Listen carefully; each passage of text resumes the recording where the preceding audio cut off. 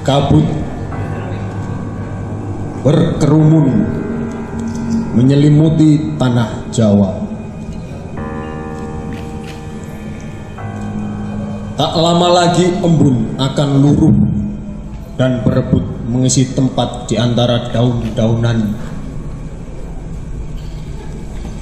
Aku yang tenggelam dalam hembusan asap kretek, terhampar dan terkapar pada sepertiga malam pekat setelah beberapa jeda mata terjaga. Ketika kabut yang penghabisan turun dan meredupkan pandangan, mataku seketika kembali meredup dan berkabut. Dalam setengah kesadaran, dalam buayan antara alam sadar dan alam mimpi,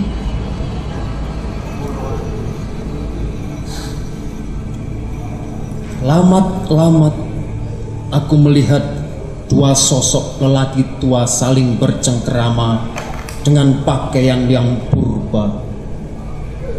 Mereka tampak sepuh, wajahnya seperti tak asing. Cara bicara dan penampilan yang seolah tak jauh dari batin. Tapi siapa dan kenapa ada di satu ruang dengan tempatku tergeletak memanjakan raga? Sesaat ketakutan menyergapku. Aku berteriak tanpa suara. Aku meronta tapi tak kuasa. Ingin ku meloncat dan berlari, tapi badan masih terpaku di tempatnya. Mataku terbuka dan melihat keduanya dengan jelas, tapi tak kuasa menghindarinya. Satu demi satu batang kretekku diambilnya, dan tak lama kemudian hembusan asap keduanya memenuhi ruangan. Pelan tapi pasti ku dengar perbincangan keduanya.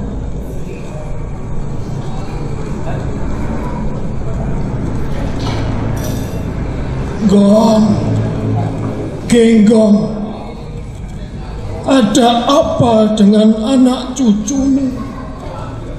Kenapa mereka jadi begini? Weh, apa benar mereka anak cucuku? Jangan-jangan mereka anak cucumu, Lon Palon. Oh, jadi rupanya mereka ini Eyang Sabto Palon dan Eyang Noyo Genggong. Aku tak jadi meronta. Rasa bangga menelusup dalam relung benakku yang kembali membara. Gong, ada apa Mas Sabto Palon? Sudah berapa tahun kita meninggalkan tanah momongan kita, tanah Jawa? Ya kira-kira sudah 8 abad Sabto Palon. Tapi kita tidak meninggalkan momongan kita, hanya menyingkir sejenak. Abad? Jagat Dewa Batara. Jadi sudah hitungan abad rupanya. Benar, jangan pikun. Kita harus saling mengingatkan, bukannya balapan untuk cepat pikun dan hilang ingatan. Aku tidak bermaksud hilang ingatan, Noyo Genggong.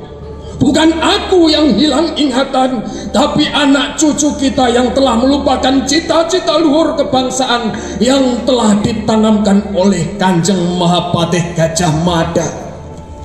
Mereka telah mengkhianati leluhurnya sendiri, Gong. Sabar Sabto Palon, sabar. Orang tua bangka dilarang untuk cepat marah. Nanti kau cepat tambah tua. Kita memang sudah lewat dari masa tua, tapi kenapa kita belum diizinkan mati tonggong genggong? Belum saatnya, Sabdo Palon. Tugas kita belum selesai. Akan tiba saat kita menyelesaikan tugas, entah dengan cara halus atau cara kasar. Oh, memang betul katamu. Bumi tempat kita berpijak ini rasanya akan semakin sering bergoyang dan bergelombang. Gunung Merapi dan Gunung Kelut sudah terlalu sering memberikan peringatan, tapi mereka berdua itu belum pernah bosan. Seharusnya aku juga tidak boleh cepat bosan dan gampang-gampang terbawa perasaan. Nah, itu kau sudah ingat. Kita ini pamomong, harus telaten dan rela mengorbankan perasaan sendiri demi perasaan yang lain. Kau lihat, Sabdo Palon, dari anak, cucu, buyut, canggah, wareng, udek-udek, gantung siwur, gerpak sente, dan seterusnya sampai debok bosok, dan setelahnya lagi. Mereka itulah yang akan ngurusi dan nguri-uri Nusantara. Kalau bukan mereka, siapa lagi? Siapa lagi katamu? Kau lihat di setiap pelabuhan, banyak orang-orang berwajah dan berpenampilan serta berbahasa asing, mulai berduyun-duyun membolak-balik tanah kita, lalu menanaminya dengan batu dan besi. Siapa mereka itu, Genggong? Jangan terlalu keras membahas itu sekarang, Palon. Lihat, salah satu buyut kesayangan kita sedang tidur. Kalau dia mendengar percakapan kita ini dengan terlalu lengkap, maka dia tidak akan punya tantangan lagi untuk masa depannya. Oh, begitu rupanya. Tapi aku tidak tega melihat mereka terlalu lama menderita. Aku tidak tega melihat mereka terlalu lama menderita, Noyo Genggong. Aku terlalu sayang pada mereka. Apa tidak sebaiknya kita beritahu mereka kunci menyatukan Nusantara? Atau kalau tidak, aku minta kepada Gunung Merapi dan Gunung Kelut untuk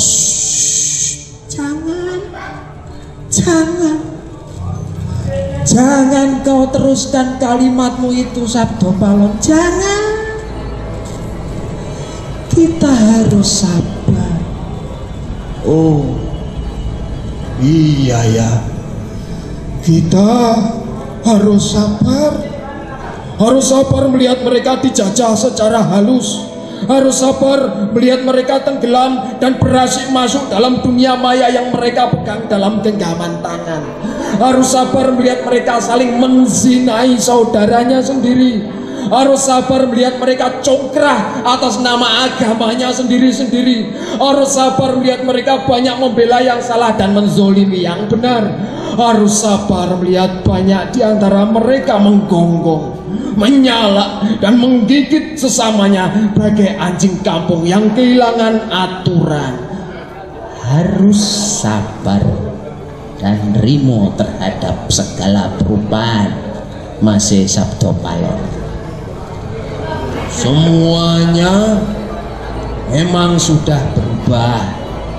Tidak ada yang tidak berubah kecuali perubahan itu sendiri. Kita harus belajar tulus dan melepas mereka untuk menyelesaikan dengan caranya. Kita hanya bisa memantau, untuk kemudian nanti masing-masing dari kita akan mendapat tugas lagi dari Yang Maha Kuasa. Iya, anak Mas Raden Syahid alias Kanjeng Sunan Kalijogo juga pernah mengajarkan mereka untuk bisa merangkul sesamanya tanpa membeda-bedakan. Dekati yang jauh dengan kebiasaan mereka, hindari melakukan pendekatan dengan cara yang kaku. Tapi sebagian dari mereka memang bebal dan pandir, susah diajak bicara dengan akal sehat. Anak Mas Sunan Kalijogo juga mengawal setiap perpindahan kekuasaan dengan terkontrol serta mencontohkan caranya. Tapi mereka melanggarnya sendiri. Cucumu Raden Mas Ontowiryo alias Pangeran Diponegoro sudah mencontohkan agar orang tidak silau dengan kekuasaan, rela dan tulus meninggalkan warisan tahta dan gelimang harta demi berjuang berdampingan dan bahu membahu dengan kaula. Tapi yang terjadi sekarang justru mereka meninggalkan kaula demi tahta dan gelimang harta. Bahkan sebagian dari mereka memanfaatkan rakyat untuk mengumpulkan harta benda yang mereka sendiri tidak tahu untuk apa. Cucu-cucu dan para buyutmu yang bertindak benar masih banyak, masih. Dan mereka tersebar di seluruh penjuru Nusantara. Sudahlah, hari hampir terang. Orang-orang di surau akan segera menyerukan nama Gusti Allah, dan umat Kanjeng Nabi Muhammad akan segera menunaikan tugas dan kewajibannya. Marilah kita beranjak. Ya, semoga Gusti menunjukkan mereka jalan yang benar untuk bersama bergotong royong mengembalikan kejayaan Nusantara. Semoga. Ngomong-ngomong, berapa batang kretek yang kau ambil dari cucu kita yang ganteng ini? Cuma sedikit, toh dia tidak akan kekurangan. Nusantara ini kaya tembakau, Noyokingko. Sudahlah, ayo kita pergi. Sang Bilal telah menyerukan nama Tuhan. Aku terbebas dari mimpi yang membelenggu. Pegal rasanya seluruh badan, teringat percakapan dari leluhurku. Oh, sungguh memang sungguh. Ini adalah mimpi kelindianku yang paling bermutu. Inilah kelindianku yang paling bersejarah, paling membuatku tidak bisa lupa sebagai anak cucu pewaris tanah Nusantara. Fajar merah membelah langit kelam, burung-burung bercuit di atas pepohonan. Akankah kita menggapai masa suram, ataukah kita raih gemilangnya masa depan? Jawaban ada di dalam hatiku, hatimu, hati kita, hati mereka yang berjiwa Nusantara. Karanganyar 4 November 2016.